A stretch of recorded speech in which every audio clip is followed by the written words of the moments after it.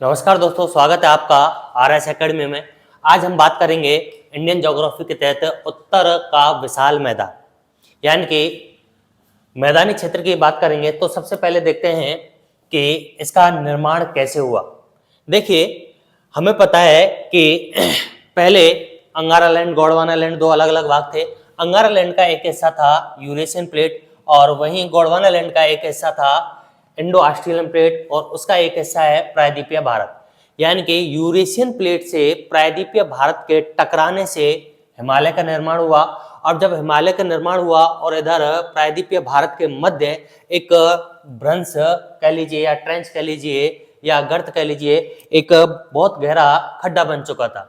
अब उस खड्डे में समय के साथ बारिश हुई और हिमालय प्रदेश से इधर प्रायद्वीपीय भारत से जो मिट्टी है वो आके इसमें अवसाद के रूप में जमा हो गई और वही जो गर्त में जमा हुआ अवसाद है वो आज उत्तर के विशाल मैदान के रूप में स्थापित है।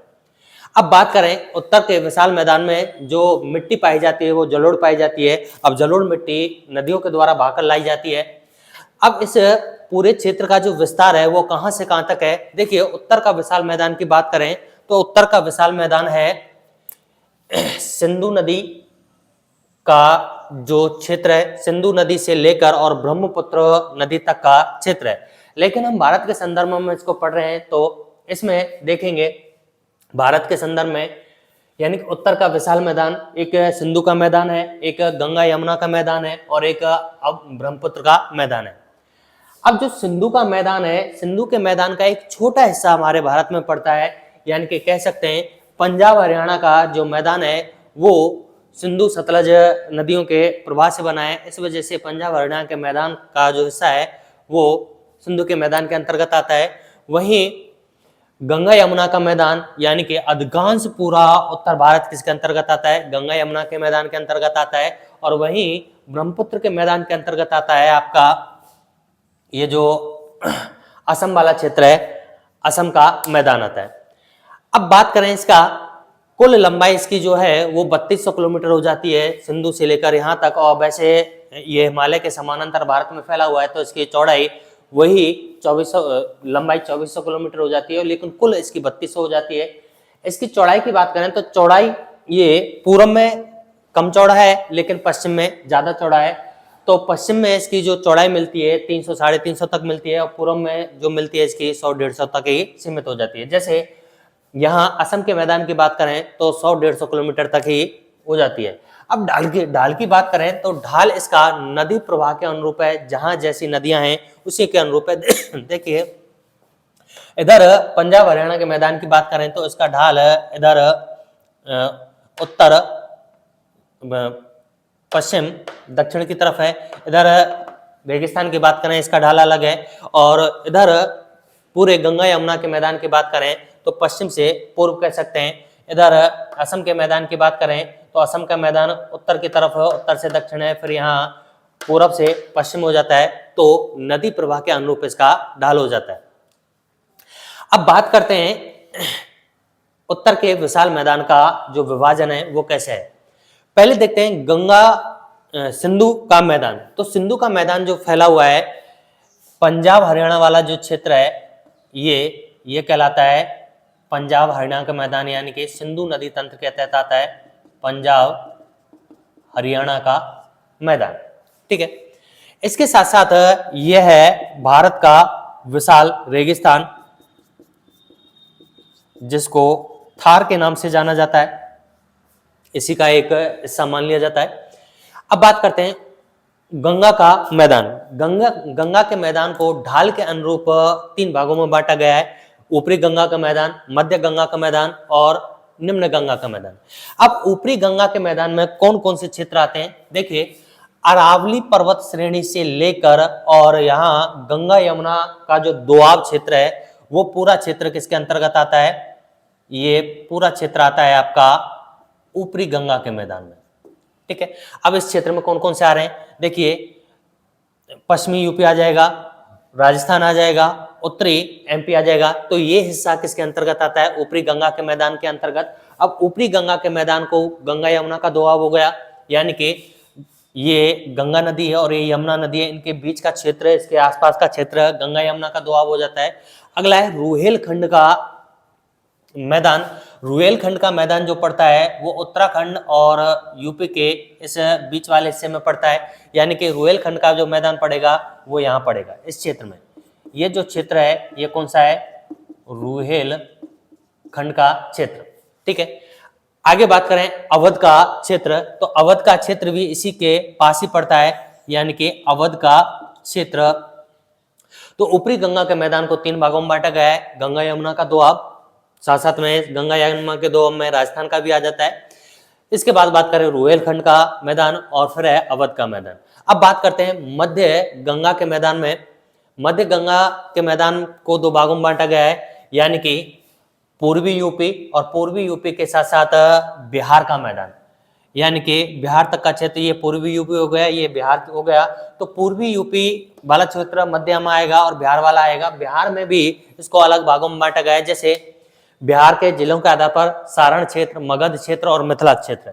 अब देखिए ये क्षेत्र कहलाता है मगध क्षेत्र, ये कहलाता है सारण क्षेत्र और ये कहलाता है मिथिला क्षेत्र, यानी कि नेपाल की तराई के आसपास का जो क्षेत्र है वो कहलाता है आपका मिथिला का मैदान। इसके बाद गंगा और सोन नदी का जो संगम है या गंगा नदी के आसपास का क्षेत्र कहलाता है आपका मगध का क्षेत्र, और सारण का क्षेत्र इससे इन दोनों के बीच में मिथिला और आपके मगध के बीच में होता है। आगे बात करें निम्न गंगा के मैदान की, यानी कि ऐसा क्षेत्र जहां प्रतिवर्ष बाढ़ का पानी फैल जाता है, मिथिला निम्न गंगा का मैदान है। अब निम्न गंगा का मैदान कहाँ है, ये पश्चिमी बंगाल वाले हिस्से में, इधर पूर्वी यूपी वाला भी आ जाएगा और झारखंड वाले भी पूरा आ जाएगा। तो ये पूरा क्षेत्र क्या कहलाता है, निम्न गंगा का मैदान कहलाता है। वहीं बात करें ब्रह्मपुत्र नदी घाटी में, तो ब्रह्मपुत्र नदी घाटी में ये असम का मैदान पड़ता है। कौन सा पड़ता है, असम का मैदान देखने को मिलता है। अब ये तो हुआ पूरे मैदान का। अब नदी के उद्गम से लेकर नदी के समागम तक, समापन तक मैदानों का भी वर्गीकरण किया गया है। जैसे देखिए जब नदियां उच्च क्षेत्र से निकलती हैं, यानी कि हिमालय से निकलती हैं, तो ढाल तीव्र होने की वजह से अपने साथ अवसाद लेके आती हैं, और वो अवसाद अपने साथ बड़े बड़े पत्थर लेके भी आता है, जो नेपाल जो हिमालय है उसकी तराई में आके वो जम जाता है। तो जो मोटे मोटे पत्थरों वाला जो क्षेत्र है वो भावर क्षेत्र कहलाता है। इसकी चौड़ाई जो होती है 8 से 10 किलोमीटर होती है। अब चूंकि यहाँ पथरीला इलाका है, तो जो नदियां होंगी ये इन पत्थरों के बीच में होकर बहती हैं, तो लुप्त नदियों वाला क्षेत्र भी कहलाता है। यहाँ अदृश्य नदियां जो होती हैं वो अदृश्य होकर, यानी कि पत्थरों के नीचे होकर बहती हैं। तो सबसे पहले नदी का उद्गम उच्च क्षेत्र से होगा, हिमालय से, फिर ये भावर क्षेत्र आएगा 8 से 16 किलोमीटर, यहाँ बड़े बड़े मोटे मोटे पत्थर होते हैं। इसके बाद बात करें तराई क्षेत्र, यानी कि तराई क्षेत्र वो क्षेत्र होता है जहां नदियां उच्च क्षेत्र या हिमालय क्षेत्र से निकलकर मैदानों में प्रवेश करती हैं, और एक साथ जब वो मैदान में आती हैं तो वो अपने पानी को फैला देती हैं, और उसकी वजह से एक दलदली क्षेत्र बनता है, और वही दलदली क्षेत्र कहलाता है तराई क्षेत्र। ये जो मिलता है ये 15 से 30 किलोमीटर के दायरे में मिलता है। आज के समय में तराई क्षेत्र को या दलदली क्षेत्र को साफ कर कर वहाँ आवास बना लिए गए, खेती की जा रही है, तराई क्षेत्र कहलाता है। इसके बाद 2 क्षेत्र आते हैं नदी के साथ साथ, खादर और बांगर। यानी कि खादर वो क्षेत्र है जहाँ नदी में जब बाढ़ आती है तो वो बाढ़ का पानी वहां तक फैल जाता है और नई जलोढ़ मिट्टी का जमाव करता है, तो ये कहलाता है खादर क्षेत्र। खादर क्षेत्र को नई जलोढ़ मिट्टी का मैदान भी कहा जाता है। और बात करें बांगर क्षेत्र ऐसा है जहां नदी के बाढ़ का पानी अक्सर पहुंच नहीं पाता, पहले पहुंचता था लेकिन अब नहीं पहुंचता, और इस वजह से बांगर क्षेत्र को कहा जाता है पुरानी जलोढ़ मिट्टी का क्षेत्र। जब नदी समुद्र में गिरती है तो ढाल बहुत मंद हो जाता है, और मंद ढाल के कारण नदियां अवसाद जमा करती जाती हैं, और अवसाद आगे नदी के मार्ग को रोक लेते हैं। जब नदी के मार्ग को रोक लेते हैं तो नदियां बिखर जाती है छोटी छोटी वितरकाओं में, और यही चीज कहलाती है डेल्टा। तो नदी के उद्गम से लेकर नदी के समागम तक का जो क्षेत्र है वो पहले कहलाता है नदी का उद्गम पहाड़ियों से होता है, फिर है भाबर, फिर है तराई, खादर और बांगर साथ साथ चलते हैं, और फिर है डेल्टा। ठीक है, एक बार रिवाइज करते हैं। उत्तर के विशाल मैदान की बात करें तो उत्तर के विशाल मैदान का निर्माण देखें तो यूरेशियन प्लेट से भारतीय प्लेट के टकराने से जो हिमालय बना, इधर प्रायद्वीपीय भारत, इन दोनों के मध्य जो ट्रेंच बना, जो भ्रंश बना, उस भ्रंश में अवसाद के जमा होने से क्या बना, उत्तर का विशाल मैदान बना। और ये किस स्वरूप में बना है, यानी कि जलोढ़ मिट्टी यहाँ पाई जाती है। इसका क्षेत्रफल कितना है, 7 लाख वर्ग किलोमीटर इसका क्षेत्रफल है। इसकी लंबाई कितनी है, 3200 किलोमीटर, यानी कि सिंधु से लेकर ब्रह्मपुत्र तक। और भारत में इसका पंजाब हरियाणा से लेकर असम तक की बात करें तो हिमालय के समानांतर 2400 किलोमीटर। चौड़ाई की बात करें तो इसकी चौड़ाई पश्चिम में ज्यादा है और पूर्व में क्या है, कम है। ढाल की बात करें, ढाल है इसका नदी प्रवाह के अनुरूप, जिस क्षेत्र में जैसी नदी बह रही है उसी के अनुरूप हो जाता है। अब बात करें उत्तर का विशाल मैदान को मुख्य रूप से नदी घाटियों के रूप में बांटा गया है। सिंधु का मैदान, जिसमें पंजाब हरियाणा वाला क्षेत्र आता है, और ये रेगिस्तान वाला क्षेत्र अलग से है। गंगा का मैदान 3 भागों में बांटा गया है। उच्च गंगा का मैदान, उच्च गंगा के मैदान में गंगा यमुना का दोआब आता है, रुहेलखंड का मैदान आता है और अवध का मैदान आता है। मध्य गंगा के मैदान की बात करें तो मध्य गंगा के मैदान में आपका पूर्वी उत्तर प्रदेश आता है, बिहार आता है, और बिहार में कौन कौन से क्षेत्र आते हैं, यानी कि मगध का क्षेत्र, सारण का क्षेत्र और मिथिला का क्षेत्र। और तीसरा है निम्न गंगा का मैदान, और निम्न गंगा के मैदान में आपका पश्चिम बंगाल वाला क्षेत्र। वहीं ब्रह्मपुत्र नदी घाटी की बात करें तो ब्रह्मपुत्र के नदी के द्वारा असम का मैदान बनाया जाता है। इसके बाद बात करें उत्पत्ति से लेकर और उसके समागम तक जो क्षेत्र बनते हैं, भाबर क्षेत्र जो हिमालय की तलहटी में होता है और मोटे मोटे कंकड़ पत्थर वाला होता है, 8 से 16 किलोमीटर इसकी चौड़ाई होती है। फिर जब नदियां कंकड़ पत्थरों से निकलकर मैदान में प्रवेश करती हैं तो वो अपने जल को बिखरा देती हैं, दलदली क्षेत्र बनाती हैं, तो वो तराई क्षेत्र कहलाता है। वो 15 से 30 किलोमीटर वाला क्षेत्र है।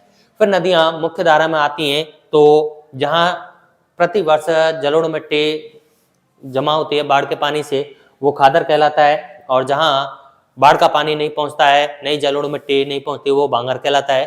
और लास्ट में नदियां समुद्र में गिरने से पहले डेल्टा का निर्माण करती हैं और फिर ये समुद्र में मिल जाती हैं।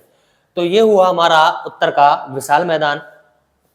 अब हम अगली वीडियो में बात करेंगे प्रायद्वीपीय भारत की।